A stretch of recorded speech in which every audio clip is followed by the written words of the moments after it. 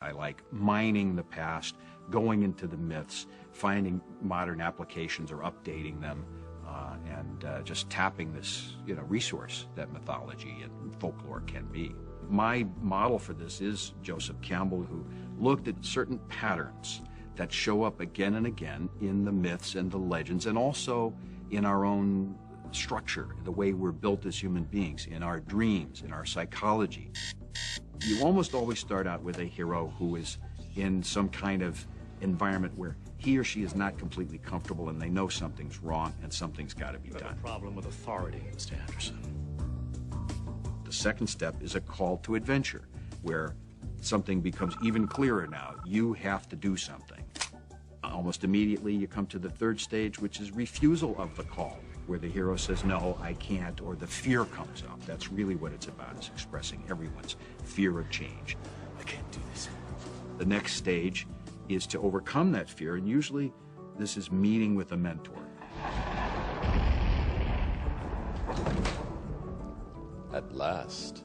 Number 5 is crossing the first threshold. And almost every story has a moment like this where you get that sense all the prep is over, all the packing is done, now we're really setting out on the adventure. We're in. Test allies and enemies is stage 6. And here the hero begins to experiment with that new world and find out what's really new about it. Who's on my side, what can I eat, what can eat me, and picks up some lessons. Do not try and bend the spoon. That's impossible. Stage 7 is approach. What are you doing? I'm going in. And here the hero is now pretty deeply into the new country and getting ready to face the big one, the big question or battle or struggle in that world. And so there's a moment of preparation and rehearsal for that. Guns. Lots of guns.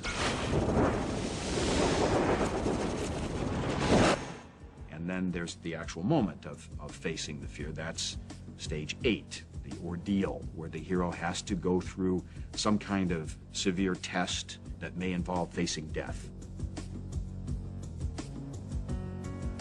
The result of that is stage 9. There's some kind of reward. If you survive, there is a reward, there is a payoff.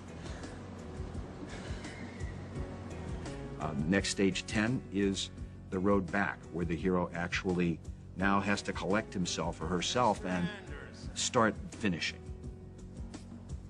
What is he doing? He's beginning to believe. And often there'll be a chase scene at this stage.